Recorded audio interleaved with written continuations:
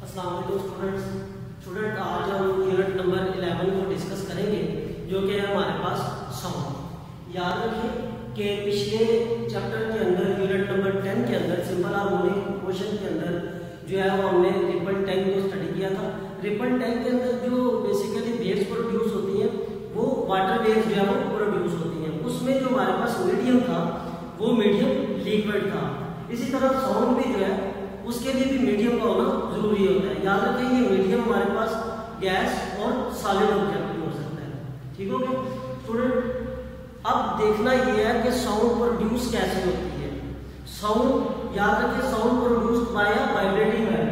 जैसे कि according to definition कि साउंड जब भी प्रोड्यूस होती है वो बॉडी की वाइब्रेशन की वजह से प्रोड्यूस होती है। याद रखें जब भी हम किसी भी सॉलिड ऑब्जेक्ट को वाइब्रेट करते हैं तो उससे साउंड प्रोड्यूस होती है।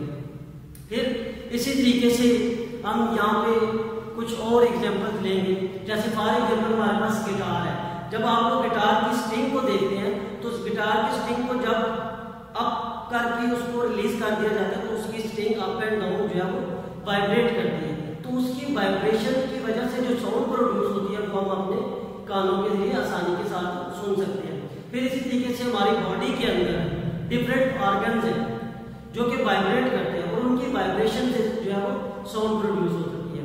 याद रखें कि जो हमारा हार्ट है, जब हमारा हार्ट वाइब्रेट करता है तो इसकी साउंड जो है हमें सुनाई देती है। और दूसरी ऑर्गन फॉर एग्जांपल लंग्स जो है जब वो भी वाइब्रेट करते हैं तो उसकी भी जो है वो हमें साउंड सुनाई देती है।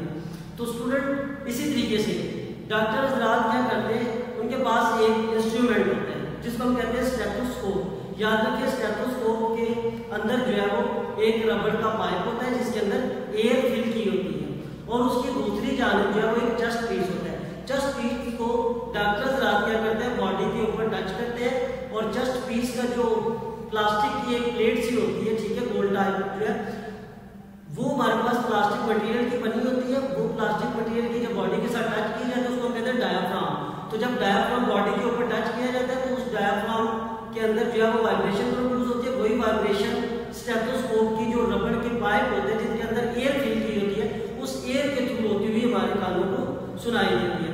याद रखें स्टेथोस्कोप के अंदर जो रबड़ का पाइप होता है उसके अंदर एयर फिल की जाती है तो उसमें साउंड जो प्रोड्यूस होती है वो पास आउट होती है थ्रू एयर। याद रखें उसमें हमारे पास जो मीडियम है वो एयर आ रहा है। इसी तरीके से स्टूडेंट हम यहाँ पे एक और एग्जाम्पल लेंगे ट्यूनिंग फॉर्क की। याद रखें ट्यूनिंग फॉर्क हमारे पास स्टार्ट कर गया वो ट्यूनिंग फॉर्क होता है जिसकी ये दो प्रोब्स हैं।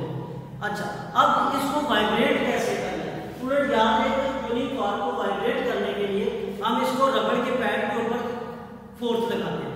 जब फोर्स लगाते हैं तो मैं इसको अपने कानों के साथ टच करता हूं तो ये हल्की हल्की मुझे साउंड सुनाई देती है। ठीक है, अब ये साउंड क्यों सुनाई दे रही है, जब मैं इसको वाइब्रेट कर रहा हूं तो इसकी वाइब्रेशन से जो है वो साउंड प्रोड्यूस होती है। अब इसके साउंडिंग एरिया में जो एयर पार्टिकल है बेसिकली वो वाइब्रेट होकर आ रहे हैं तो उससे हमारे कानों को साउंड सुनाई देती है। तो स्टूडेंट यहाँ पे हमारे पास ये ट्यूनिंग फॉर्क है। अब रबड़ के हैमर से जब इसके ऊपर फोर्स लगाई जाएगी तो इससे जो है वो साउंड प्रोड्यूस होगी।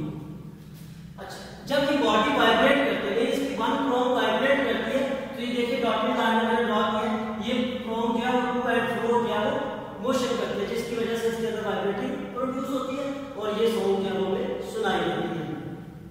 फिर इसी तरीके से एक और एक्टिविटी को हम डिस्कस करते हैं कि अगर एक स्पोर्ट के थ्रू हम एक स्ट्रिंग लेके उसके लास्ट में जो है सेकंड हैंड के साथ, फर्स्ट हैंड जो है वो आप स्पोर्ट के साथ फिक्स कर दें, सेकंड हैंड के साथ जो है आप एक टेबल टेनिस बॉल जो है वो उसको वर्टिकली हैंग कर लें। जब वर्टिकली हैंग कर लेंगे तो ट्यूनिंग फॉर्क में जब फोर्स लगा के इस टेनिस बॉल के पीप लेके आऊंगा तो जैसे ही इसके साथ टच होगी तो ये बॉल फॉरवर्ड मूव करेगी।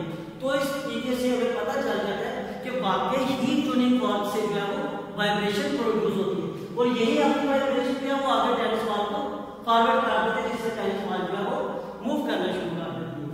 इसी तरीके से सेकंड हमारे पास एक एक्टिविटी है। सेकंड एक्टिविटी में हमने क्या करना है, एक ग्लास लेना है, उस ग्लास के अंदर हमने पानी जो है वो फिल कर दिया मुकम्मल। अब मैंने क्या करना है, ग्लास को टेबल के ऊपर रख लेना और ट्यूनिंग फॉर्क को रबड़ के पैड के ऊपर फोर्स लगा लिया और इस ट्यूनिंग फॉर्क की जो दोनों प्रोब्स हैं इन प्रोब्स को वाटर के अंदर जो है वो डिप करना है। जैसे वाटर के अंदर डिप होगी तो ये वाइब्रेट करेगा निकल आएंगे। तो इससे भी हमें पता चलता है कि ट्यूनिंग फोर्क की वाइब्रेशन होती है और इससे हमें जो है वो साउंड प्रोड्यूस होती है। याद है कि ये ट्यूनिंग फोर्क जो है वो हर स्कूल लेबोरेटरी के अंदर जो है वो मौजूद होता है। अच्छा स्टूडेंट, इस पूरे आर्टिकल में हमने चीज बात तो कर चुके हैं, लेकिन इसमें ये देखें कि हमने बात की कि sound is produce by vibrating body, कि ये जो साउंड प्रोड्यूस हो रही है ये वाइब्रेटिंग बॉडी के थ्रू जो है वो प्रोड्यूस हो रही है। अब मैं आपको एक छोटी सी एग्जांपल देता हूं कि जैसे अब मैं बोर्ड के ऊपर फोर्स लगा रहा हूं, हल्की हल्की फोर्स लगा रहा हूं तो वाइब्रेशन कम प्रोड्यूस हो रही है। जैसे फोर्स में ज्यादा लगा होगा साउंड ज्यादा प्रोड्यूस होगी। क्यों? क्योंकि इसका वाइब्रेटिंग एरिया भी ज्यादा है, जिसकी वजह से जो है हमें साउंड ज्यादा सुनाई देती है। इसी तरह जब आप किसी के घर जाते हैं, दरवाजा नॉक करते हैं, तो दरवाजे के ऊपर जब आप फोर्स लगाते हैं तो उसकी वाइब्रेशन होती है, ठीक है। दरवाजा जो है वो वाइब्रेट करता है, उसकी वाइब्रेशन से जो है वो साउंड घर वालों को सुनाई देती है। तो इसलिए sound is produced by a vibrating body, sound जो है वो प्रोड्यूस होती है वाइब्रेटिंग बॉडी से। आइए हम सेकंड एक्टिविटी की तरफ चलते हैं। Sound required material medium for its propagation. याद रखिए स्टूडेंट्स, इस एक्टिविटी में बात करना चाह रहे हैं कि साउंड पास आउट होने के लिए हमारे पास किसी मीडियम का होना जरूरी है। याद रखें वैक्यूम में से कभी भी साउंड पास आउट नहीं हो सकती। जिस जगह एयर मौजूद होती है वहां पे साउंड जो है वो आसानी के साथ पास हो सकती है। जैसे मैं आपके सामने भी बातचीत कर रहा हूं तो मेरे ये जो वोकल कार्ड है ये वाइब्रेट कर रहे हैं, तो इसकी वाइब्रेशन से मेरी साउंड जो है वो आप तक पहुंच रही है। तो स्टूडेंट सेकंड एक्टिविटी में sound required material medium for its propagation के साउंड के पास आउट होने के लिए हमें मीडियम या किसी मटेरियल का होना जरूरी होता है। प्रोपगेशन का मतलब होता है पास आउट हो जाना। तो इस एक्टिविटी में हम एक ऑब्जेक्ट ले लेते हैं या एक ऑपरेटर्स कह सकते हैं कि हमारे पास एक ऑपरेटर्स है जिसका नाम है बेल जार ऑपरेटर्स। इस बेल जार के अंदर इसके डिफरेंट पार्ट्स हैं। आइए वन बाय वन पार्ट्स को हम एक्सप्लेन करते हैं। सबसे पहले ये जो हमारे पास ये है पावर सप्लाई। ये देखिए स्टूडेंट्स, मैंने ये पावर सप्लाई जो है वो शो कर दी कि हमारे पास पावर सप्लाई है। इस पावर सप्लाई के साथ आपने दो इलेक्ट्रिक वायर जो है वो अटैच कर दिए। जब दो इलेक्ट्रिक वायर अटैच कर दिए तो यहाँ पे ये देखिए कि मैंने एक बेल लगा दी है, इसको नाम दे दिया हमने इलेक्ट्रिक बेल का। याद रखें कि ये जो इलेक्ट्रिक बेल है ये एक ग्लास जार के अंदर फिक्स होती है। Glass jar same as compare to glass तरह होता है, जिस तरह ग्लास का एक जग होता है हमारे पास, उसी तरह ये इसके ऊपर हैंग हुआ हुआ है, ठीक है। तो ये इलेक्ट्रिक बेल इसके अंदर अटैच हुई है और नीचे जो है वो हमने वैक्यूम पंप रखा हुआ है कि ये पूरा ऑपरेटर जो है बेल जार का ये वैक्यूम पंप के ऊपर हमने रख दिया।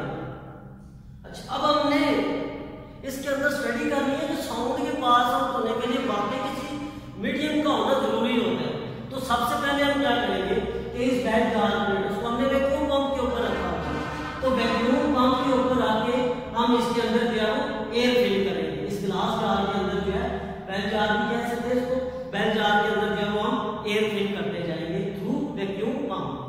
अच्छा, जब हमने इसके अंदर एयर फिल कर दिया तो उसके बाद क्या होगा, हम पावर सप्लाई को ऑन कर देंगे, उसका स्विच ऑन करेंगे। स्विच ऑन करेंगे तो इलेक्ट्रिक बेल चूंकि हमने बेल जार के अंदर अटैच की है तो इस बेल की वाइब्रेशन होगी, तो वाइब्रेशन की वजह से स्टूडेंट ये हमें साउंड सुनाई देना शुरू हो जाएगी। ठीक हो गया। अच्छा, अब दूसरी चीज, जब हमें साउंड सुनाई देना शुरू हो जाएगी तो उसकी रीजन क्या है? उसकी रीजन ये है कि इसके अंदर मीडियम मौजूद है। मीडियम कौन सा है? एयर मौजूद है। अच्छा, अब हम इसकी ऑपोजिट की तरफ चलते हैं। इसके ऑपोजिट में हम क्या करेंगे? थ्रू वैक्यूम पंप हम इस बेल जार के अंदर से सारी एयर जो है वो रिलीज कर देंगे। जब सारी एयर रिलीज हो जाएगी इसके अंदर से, अब फिर मैं इस पावर सप्लाई को ऑन करूंगा। अब जब पावर सप्लाई को मैं ऑन करूंगा तो ये बेल की वाइब्रेशन होती हुई हमें सिर्फ नजर आएगी, साउंड सुनाई नहीं देगी। उसकी वजह क्या है? क्योंकि हमने इसके अंदर से एयर रिलीज कर दी, निकाल दिया सारी एयर हमने, तो साउंड हमें सुनाई नहीं देगी। जस्ट बॉडी जो है वो वाइब्रेट होती हुई बेल जो है हमें नजर आना शुरू होगी। उसके बाद अगेन मैं इसके अंदर वैक्यूम पंप के थ्रू एयर जो है वो फिल करूंगा। जब एयर फिल हो जाएगी फिर अगेन पावर सप्लाई को ऑन कर देंगे तो बेल की जो है वो साउंड हमें दोबारा सुनाई देना शुरू हो जाएगी। तो स्टूडेंट, इन एक्टिविटीज से हमें पता चलता है कि साउंड प्रोड्यूस होने के लिए किसी भी मीडियम का होना जरूरी है। अगर हमारे पास मीडियम नहीं होगा तो साउंड प्रोड्यूस नहीं होगी। जैसे मैंने पहले भी आपसे बात किया कि मैं क्लासरूम के अंदर बात कर रहा हूँ आपके साथ, तो मेरे जो ये वोकल कॉर्ड है ये वाइब्रेट कर रहे हैं। जब ये वाइब्रेट कर रहे हैं तो जब मेरे सराउंडिंग एरिया में एयर मौजूद है और मेरी यही आवाज जो है वो आप तक पहुंच रही है। अब मेरे सराउंडिंग एरिया में एयर है तो मेरी जो साउंड की वाइब्रेशन है वो आप तक जो है वो आसानी से ट्रांसफर हो रही है। याद रहे स्टूडेंट कि साउंड वेव जो है ये बेसिकली एनर्जी होती है और energy one place to another place जो है वो in the form of wave जो है वो ट्रांसफर होती है। Thank you so much.